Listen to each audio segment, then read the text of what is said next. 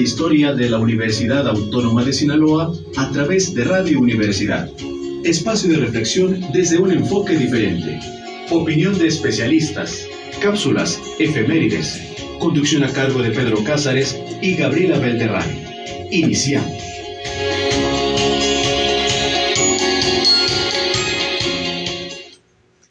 Muy buenas tardes, bienvenidos a una emisión más de su programa Voces y Diálogo con Historia, un programa de la Facultad de Historia para Radio UAS. Estamos transmitiendo de Culiacán, Sinaloa, hoy martes 11 de octubre del 2022. Los invitamos, quédese con nosotros en esta media hora de contenido histórico. Les saluda su amigo Rafael Ayala y Viviana Ramírez. Viviana, buenas tardes. Muy buenas tardes, pues primero que nada los queremos invitar a que nos sigan escuchando todos los martes por Radio UAS y también a que nos acompañen por las redes sociales de la Facultad de Historia, donde continuamente les estamos compartiendo información de nuestro programa y por supuesto de los sucesos históricos más importantes. Muchas gracias, Viviana.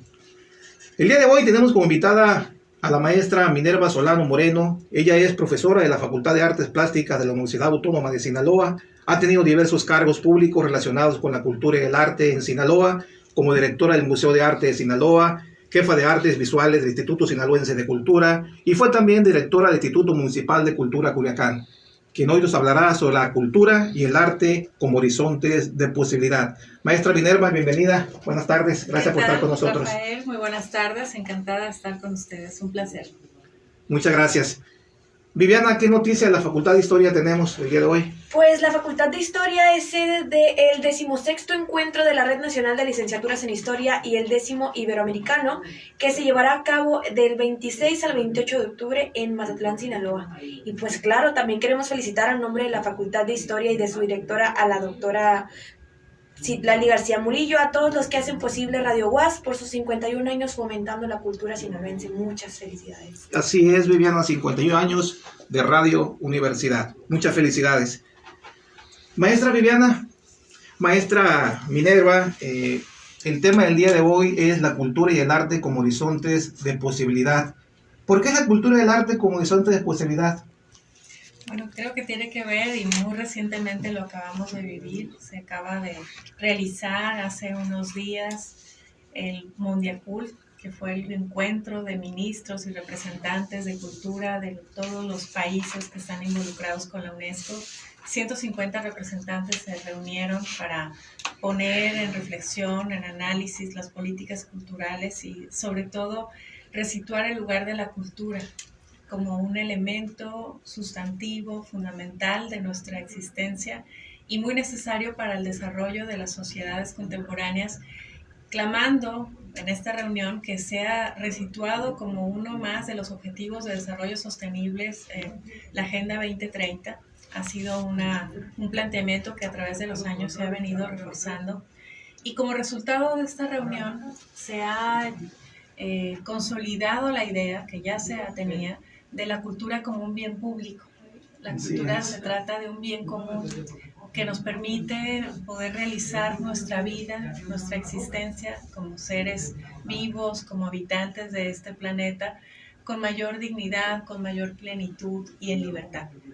Así que la cultura, la experiencia de la cultura, la experiencia del arte, siempre es la posibilidad, plantea horizontes de posibilidad para todos aquellos que se encuentran involucrados en esta experiencia para encontrar mejores maneras de entenderse, de comunicarse, de plantear aquello que es importante, que es significativo, que es trascendente. La cultura está presente en todos los aspectos de nuestra vida. Implica, por tanto, todo lo que el hombre ha creado, pensado, soñado, elaborado, construido, y situarla como un elemento fundamental para nuestro desarrollo social, para nuestro bienestar social, comunitario, y en este sentido, ante la urgencia que plantea el cambio climático, se convierte también como un elemento muy importante para enfrentar esos desafíos que la realidad actual nos plantea. Y es muy importante, maestra Minerva, que nosotros como ciudadanos estemos en esa idea de fomentar la cultura y sobre todo de rescatar muchas cosas para el bien de nuestra sociedad, ¿no? La cultura ha sido una parte importante de nuestra existencia, es la manera como todas las organizaciones humanas, naciones, pueblos, civilizaciones, como queramos llamarlo, han encontrado ante el asombro que su existencia les provocó en la naturaleza, en su entorno natural y en su entorno social, es la manera en que han encontrado de darle una explicación y un sentido a esta existencia. Cada uno elaboró una cosmogonía, una cosmovisión que diera esa explicación, que diera sentido a su existencia, y por tanto todas ellas son valiosas y todas ellas a la vez constituyen un patrimonio muy importante que es necesario conservar, que es necesario difundir. La cultura entonces nos plantea una vía de comprensión de nuestra existencia, de nuestra relación con nuestro entorno y con nuestros semejantes. Así es. Este acontecimiento que acaba de suceder hace unos días, pues es un hecho histórico. Así es. Nos encontramos en un programa que está organizado por la Facultad de Historia. Muchas gracias a su directora por esta invitación, a la doctora Citlali. Creo que es importante analizar este momento que estamos viviendo. Esta reunión se realiza 40 años después de la anterior, la previa, realizada en 1982, que también se realizó en México precisamente. Y este acontecimiento histórico tiene una particular significación porque se realiza precisamente después de esta crisis global que hemos vivido a través de la pandemia, que puso sobre la mesa un asunto fundamental. Y que modificó muchas cosas, maestra, ¿verdad? Sí, puso en crisis los sistemas tradicionales a través de los cuales se habían implementado los programas y las políticas culturales, pero trajo a colación la urgencia de atender un tema, por ejemplo, que es la seguridad laboral y social y de salud de los artistas. Así es. Por otro lado, coincide con la conmemoración de los 500 años del encuentro de dos mundos y ha puesto también sobre la mesa de discusión la decolonización, por ejemplo, de los museos, la repatriación de los bienes y el patrimonio cultural que se encuentra repartido en diferentes países ajenos al lugar de origen, y ha puesto en consideración que es necesario revisar muchas de las ideas que habían regido las políticas culturales. Refuerza también, y creo que la conclusión de este encuentro, resituando la cultura como un bien público, como un bien común, refuerza las nociones que ya venían consolidándose en los últimos años de la cultura como un derecho humano, los derechos culturales como el principal rector de las políticas culturales, y la otra que sería la necesidad de una democracia cultural, no una democratización de la cultura, ese es un estadio previo, sino una verdadera democracia cultural que implica que sean siempre los actores, los agentes, los destinatarios puedan entrar en diálogo, puedan entrar en procesos dialógicos a través de los cuales se potencie la colaboración, la cooperación, pero sobre todo la participación. Así que situar la cultura en este momento, en el 2022, después de una reunión tan importante como la que se ha hecho, como un bien público, nos llama a todos a ver cuáles son las maneras, las estrategias y las vías a través de las cuales ese bien público lo vamos a hacer accesible, lo vamos a potenciar para que esté presente en la vida de todas las personas puedan acceder a él en igualdad de condiciones, que tengan las mismas oportunidades, que tengan las mismas herramientas y posibilidades de acercarse a la experiencia cultural como debe ser. La cultura es un derecho humano. Así es, maestra Minerva, yo creo que es muy importante esa participación social, es muy importante estos grupos de organización que van empujando cada vez más a fomentar la cultura en todos los niveles, ¿no? Que nos ayuden poco a poco como sociedad a mejorar todas estas condiciones para la vida y para una misma sociedad en conjunto. Sí, la cultura generalmente se ha querido o se ha visto como un ámbito que se encuentra, es propio de lo humano y así es, pero se ha separado, por ejemplo, de la naturaleza. Se ha distinguido, ha imperado una dicotomía que sitúa a la cultura y a la naturaleza como entes ajenos, ¿no? Y en realidad hay una correspondencia entre ellos. Dentro de las conclusiones o de los aprendizajes que ha dejado la pandemia, ha creado una conciencia también de que se tienen que remover esas ideas y muchas otras, ¿no? Pero que nos permitan aprender, no reaprender, por ejemplo, de los grandes saberes ancestrales de los pueblos originarios que tenían una conexión, una relación, una comprensión de la naturaleza pues más sabia de la que tenemos ahora y que nos permiten, quizá nos puedan brindar las herramientas para relacionarnos de otra manera. Ese es un asunto que ha sido puesto en cuestión también. Y de ahí que se enfatice en acuerdos internacionales previos en la necesidad de salvaguardar la diversidad cultural. La diversidad cultural, así como los derechos culturales, aluden a la importancia que tiene conservar y respetar toda expresión cultural que sea propia de una región, de un territorio, y que no exista ningún pueblo, ninguna nación, ninguna autoridad que llegue a modificarla, a desaparecerla o de alguna manera a que se vea amenazada. Y es por eso que es tan importante conservar esta diversidad cultural, porque se reconoce ahora que en ella hay saberes, conocimientos que nos serían de gran utilidad para enriquecer nuestra vida, que se ha empobrecido a través del tiempo y que nos ha llevado a este filo del abismo en el que nos encontramos, y que la pandemia nos ha mostrado cómo tener una sola mirada, una sola vía, como por ejemplo el de la tecnología, como única vía para entender, explicar o solucionar nuestros problemas, pues no es suficiente, sino que tenemos que tener la apertura a reconsiderar las distintas vías de aproximación a la comprensión de nuestra realidad. Entre ellas se encuentra la del arte, la de la filosofía, la de la antropología, la de las humanidades, que habían venido quedando relegadas y que la cultura como hecho social las reúne y les puede dar un valor.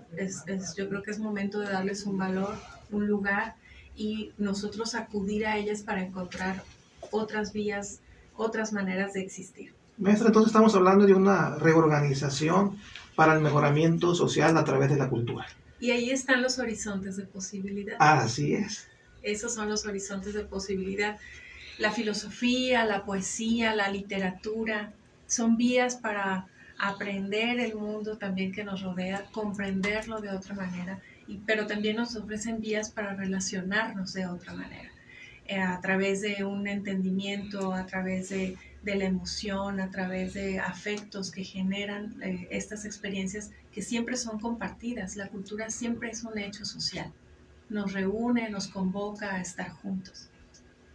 Eso es muy importante, maestra, porque muchas veces cuando hablamos de cultura, a veces la gente decimos, es un bailable, es una tradición o es una costumbre, pero nos damos cuenta que eso abarca, es parte, pero la cultura es mucho más amplia. Y ahora con esta reorganización que se está dando a través de estas instituciones, a través de personas que se encargan precisamente de fomentar el área cultural, como lo decimos, ¿no? Es para un bien social.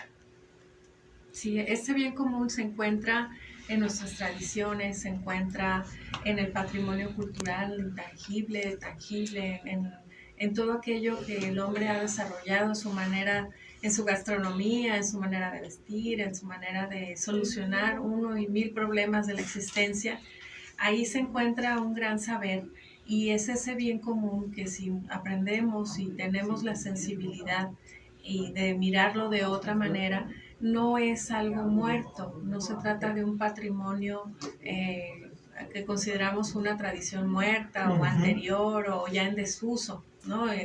Sobre todo en sociedades que han estado tan urgidas de encontrar la innovación, la modernidad, que han estado tan apegadas a la promesa. Y a veces de olvidamos otras cosas, de la ciencia. Sí, por fomentar unas situaciones olvidamos otro. Yo creo que eso no debe de suceder, debe de trabajar en conjunto y de seguir en conjunto sobre esas cosas, ¿no?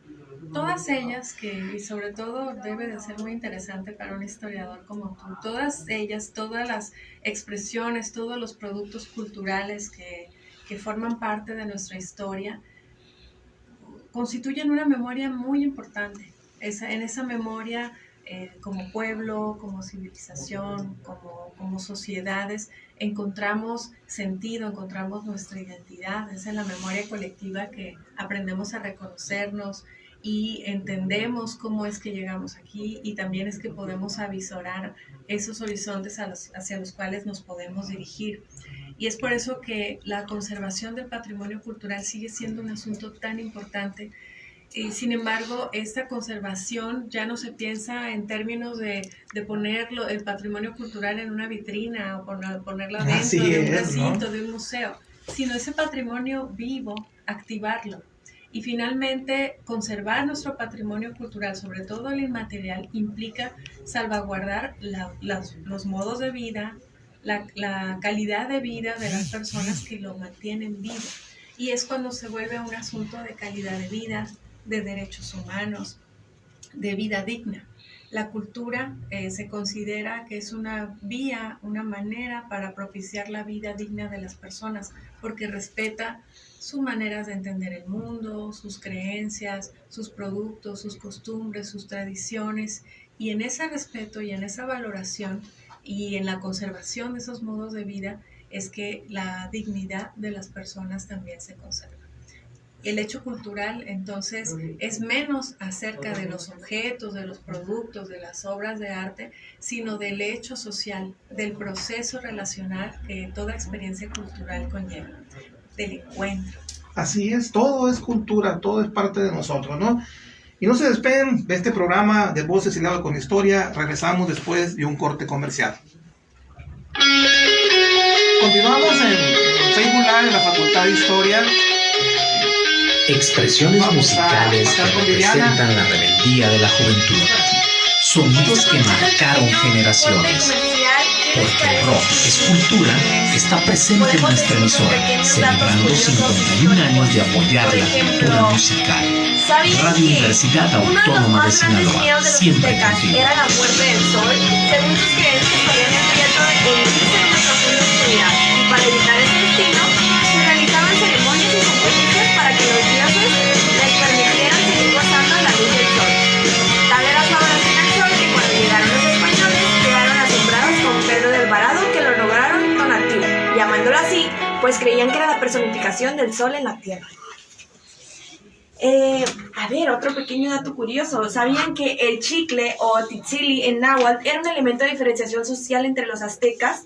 Pues el chicle se utilizaba solamente para distinguir a las prostitutas, los esclavos y las mujeres de la nobleza en la sociedad azteca.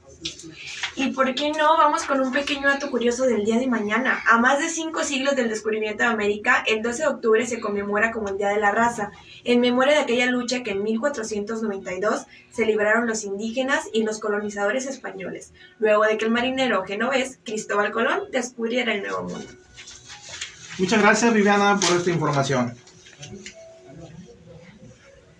Vamos a continuar por Radio UAS en estos momentos.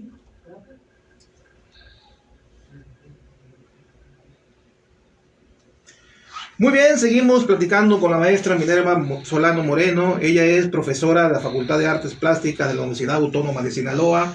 Ha tenido diversos cargos públicos relacionados con la cultura y el arte en Sinaloa, que nos está platicando sobre la cultura y el arte como horizontes de posibilidad. Maestra Minerva, nos está hablando de la democracia cultural.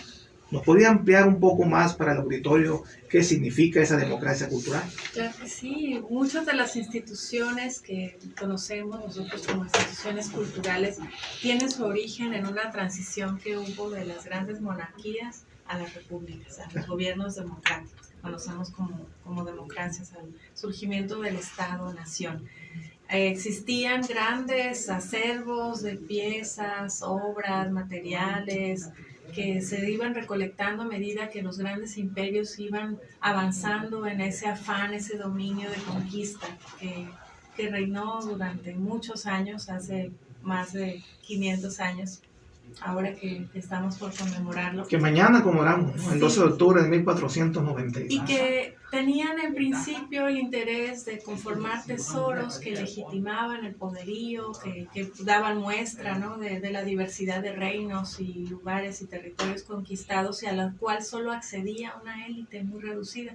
Así es. Cuando hay esta transición hacia la república, se decide y se dijo entonces democratizar esos grandes acervos, y es cuando surge la idea del museo contemporáneo que tenemos nosotros, ese recinto que resguarda ese gran tesoro, ese gran acervo, y que se pone a disposición de la ciudadanía para su disfrute, para su goce.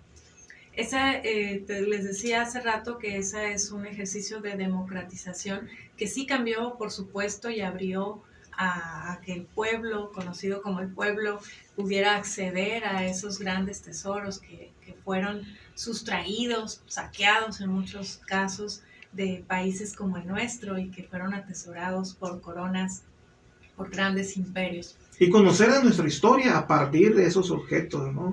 Posteriormente, pues derivó en que estas naciones crearon los museos y en los museos ya como instituciones con un afán democrático se hiciera un estudio, un análisis y ya se mostrara y se exhibiera museográficamente dándole un sentido, con una referencia a un contexto histórico. Sin embargo, hablar de democracia cultural es ir más allá. Implica la posibilidad de que los ciudadanos partícipes de una democracia puedan tener voz y voto también en las decisiones que tienen relación con su desarrollo cultural. Implica que tiene que darse no una verticalidad, sino una horizontalidad en la cual ponga en diálogo a los diversos agentes, instituciones, organismos, ciudadanos, instituciones educativas, en un diálogo y en una interlocución que permita que entre todos, de manera en un consenso, estableciendo la cultura como un bien común, todos puedan tener una voz, una participación y establecer juntos el rumbo que se desea dar hacia la cultura. Ese es un ejercicio de democracia cultural. Siempre que establezcamos mecanismos, experiencias a través de las cuales las personas puedan involucrarse de manera libre, de manera que se sientan inspirados también, interpelados a formar parte de ese diálogo, de esa discusión, estamos creando espacios de democracia cultural. Y ese es lo platicaba hoy con mis alumnos de la materia de gestión de instituciones culturales. Y a veces en el aula se manifiesta, pregunta, sí. Y es importante también que uno como maestro vaya con los alumnos y amplíe ese horizonte, ¿no? A través de la cultura. Sí, hablábamos precisamente de que la gestión cultural implica sobre todo una ética personal, implica una ética profesional, implica tener conocimientos de nociones, les decía hoy, como los derechos culturales, como saber cómo las políticas culturales se han desarrollado en el tiempo y han ido de ser más verticales y venir solamente con una orientación del Estado para legitimar cierto discurso o cierta posición, para abrirse a hacer esos canales democráticos de participación ciudadana en donde se respeta la posibilidad de que haya disenso, de que haya opiniones diversas, distintas, en que haya agentes culturales que no son solamente de una sola visión, sino que puedan las muy diversas visiones y perspectivas encontrarse a dialogar. Y esa es la responsabilidad, les decía, del gestor cultural. Y esa es la importancia de involucrar a estudiantes, a maestros, a sociedad en general.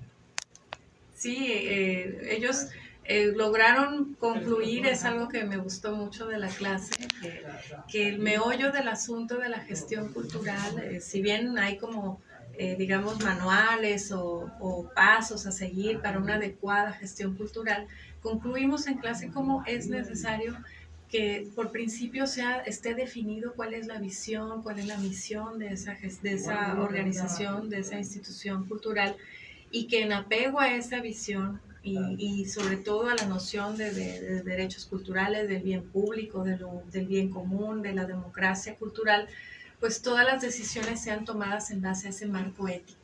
Y si son tomadas en base a ese marco ético, pues esa institución estará brindando horizontes de posibilidad para una mejor vida, para una mejor existencia para todas las personas que estén involucradas. Maestra Minerva, usted que ha estado enfrente de varias instituciones en el ámbito de la cultura, ¿qué se ha trabajado aquí en Culiacán? En Culiacán creo que hemos estado configurando una memoria histórica. Hay un trabajo importante en la configuración de instituciones como los museos, el MACIN, el Museo de Historia Regional, dan cuenta de ello, el Archivo Histórico General del Estado, la Crónica de Culiacán. Creo que sí se ha estado conformando a través del trabajo de cronistas, de historiadores, de un área de investigación que sobre todo quizá necesite fortalecerse. Se ha estado consolidando esa memoria histórica que nos brinde una comprensión de dónde viene, cómo es que Culiacán, del asentamiento humano que dio origen a esta población, y creo que hay historiadores, cronistas y muchos gestores culturales lo han venido conformando. Por otro lado, Culiacán, como todo Sinaloa, en su ámbito institucional de la cultura, pues es resultado de una política cultural que fue también, ha ido evolucionando. Ha ido evolucionando y que tiene un antecedente muy importante, todos lo sabemos, en la gestión de cuando fue gobernador Francisco Labastida Ochoa y su esposa, la doctora María Teresa Uriarte de Labastida, crearon un programa cultural sin precedentes en aquel momento, con una inversión muy importante para consolidar una infraestructura con la que no se contaba. Ahí surge el Museo de Arte de Sinaloa, el Centro de Ciencias, el Colegio de Sinaloa, el Teatro Ángela Peralta, el Festival Cultural Sinaloa. Creo que ahí hubo un cambio muy importante en la manera en que se desarrolló la política cultural, se fortalecieron instituciones. Y esas instituciones han venido evolucionando en el tiempo, han venido consolidándose, apareciendo otras que en el panorama institucional han fortalecido a Sinaloa. Tiene Sinaloa situado geográficamente una riqueza territorial que hace que convivan en un territorio que en realidad es reducido. La costa, la sierra, el valle, la agricultura, la pesca, es decir, las actividades económicas y humanas que se realizan en Sinaloa le dan una gran diversidad cultural a nuestro estado. Y muy rico, ¿no? Por cierto. Una gastronomía que todos disfrutamos. Y esa diversidad cultural creo que es una de las fortalezas de nuestra región, de nuestro estado. Nuestra región, ¿no? Por eso es muy importante que nosotros como ciudadanos, como culiacanenses, como sinaloenses, en este ámbito de que nos están platicando, de esa democracia cultural, de participar, de apoyar, de establecer objetivos, propósitos, metas. ¿Para qué? Para que nos vaya bien aquí en Sinaloa en cuestión de cultura y más que nada de apoyo, ¿no? Sí, en términos de política cultural se conoce como la gobernanza. La gobernanza es abrirse a esa posibilidad de que sea algo realizado en cooperación, en coordinación. Y parte de la evolución en las políticas culturales, creo que hay que reconocer el papel que ha hecho la Organización Internacional de Ciudades y Gobiernos Locales Unidos, que ha puesto sobre la mesa temas como ¿no? Estos que hemos estado mencionando, y que pusieron para disposición de nosotros el resultado de la cooperación en la reflexión en aquel documento que es la Agenda 21 para la Cultura. Ahorita, precisamente en esta semana, se va a realizar una cumbre de líderes locales y que se va a realizar en Corea, en la República de Corea, en la cual, entre otros de los aspectos a tratar está el de la cultura, puesto que esta organización son quienes más han impulsado que la cultura sea considerado como el cuarto pilar del desarrollo sostenible. Así que Mundiacul, que se acaba de realizar, y esta cumbre internacional de ciudades y gobiernos locales unidos a realizarse esta semana en Corea, viene a consolidar y a reforzar, digamos, estas ideas que están permeando en la política cultural, que están llevando de una práctica que podemos decir a tradicional, enfocada principalmente en la actividad artística, hacia la política cultural, considerando que la cultura es una vía de desarrollo para nuestras sociedades.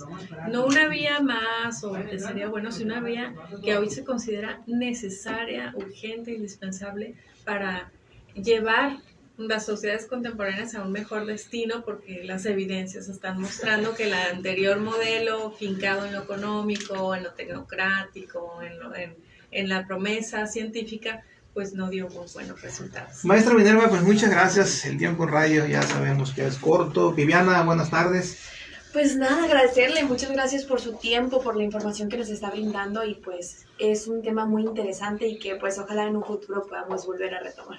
Claro que Maestra sí, Minerva, buenas tardes, gracias por estar con nosotros. Muchas gracias a la Facultad de Historia por la invitación, muchas gracias Rafael, a su directora, y buenas tardes a todos por el tiempo y la escucha. Y así nos despedimos y damos las gracias a usted por acompañarnos en una emisión más de su programa Voces y Diálogo con Historia, un programa de la Facultad de Historia para Radio UAS. Agradecemos a nuestra directora, la doctora Citlali García Murillo, el apoyo de Radio UAS y nuestro rector, el doctor Jesús Madueña Molina. Gracias. Hasta la próxima.